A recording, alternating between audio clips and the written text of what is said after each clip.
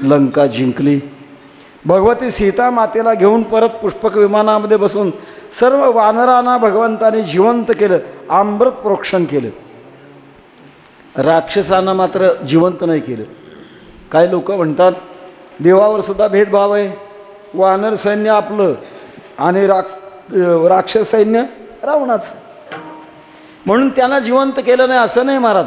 भगवंताच्या कृतीमध्ये काय चांगलं आहे ओळखणं अवघड आहे।